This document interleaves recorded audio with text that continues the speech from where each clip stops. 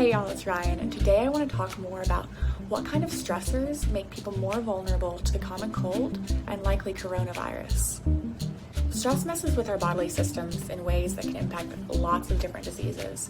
What type of psychological stress dysregulates our immune systems to make us more susceptible to certain diseases or to have more severe trouble when we get infected? Today I'm going to talk about some of that research, but instead of focusing on the symptom experience, I'm going to focus on how we know who will get sick when exposed to a virus versus who will not become sick. So like in a previous video, the best evidence comes from a series of studies called the Pittsburgh Common Cold Project. And this is where they experimentally exposed people to rhinovirus, which is a virus that causes the common cold, and then they assessed who was infected and how severe their illness expression was. And there were 3 iterations of the Pittsburgh Cold study.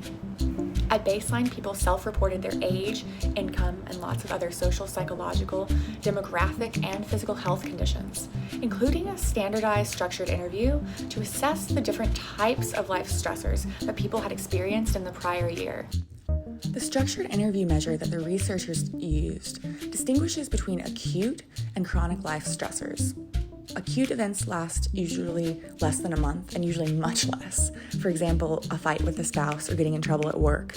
In contrast, chronic stress typically lasts more than a month and disrupts everyday routines. For example, if you have chronic marital trouble. The researchers further narrowed the events to be only those that were rated as having a moderate long-term threat and where the participant alone or together with their partner is the main focus. So stressful life events involving pets or possessions were excluded.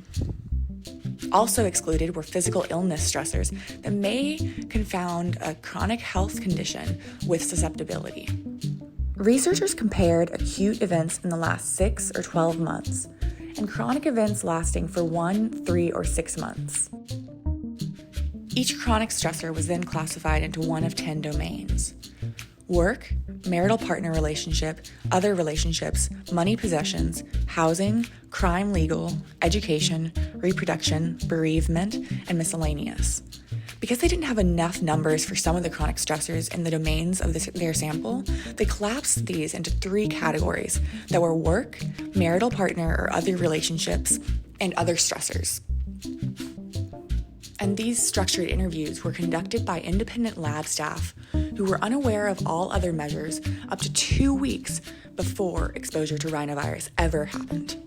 Then people were exposed to rhinovirus using nasal drops, and after that they began a 5-day quarantine at a hotel. During those 5 days, the researchers asked participants to complete daily affect measures, and they measured their daily activity as well as nasal clearance and mucus weight. In an earlier video, I talked about how psychological stress makes some people more vulnerable to acute upper respiratory infections by affecting the receptors that recognize cortisol as anti-inflammatory.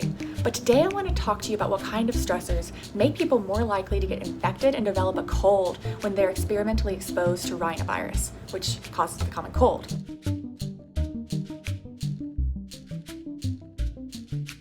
In an earlier video, I focused on who develops the most severe symptoms, but today we'll focus on who develops a cold at all when exposed to rhinovirus. That's right, some people are exposed to a virus and do not ever get sick, and so we want to understand why that is. So first, acute stress in the last 6 or 12 months did not make people more likely to develop a cold.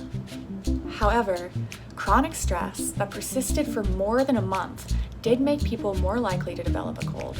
And there was a linear relationship between the length of that stressor and one's susceptibility to the common cold. So this means the longer a person experiences chronic stress, the more susceptible they are to the common cold and potentially coronavirus. So you can see from the graph here that people who experienced chronic stress for more than 2 years had 4 times the risk of developing a cold when exposed to rhinovirus when compared to people with no major chronic stressors. Okay, third main finding. Finally, we know that chronic stress is bad, but what type of chronic stress is driving these results? Researchers found that only chronic work or interpersonal stressors made someone more susceptible to the common cold. So to wrap it all up, researchers found that chronic stress, but not acute stress, made people more likely to develop the common cold, when exposed to rhinovirus. They also identified that work and interpersonal stress are the main culprits driving increased infections for people experiencing chronic stressors.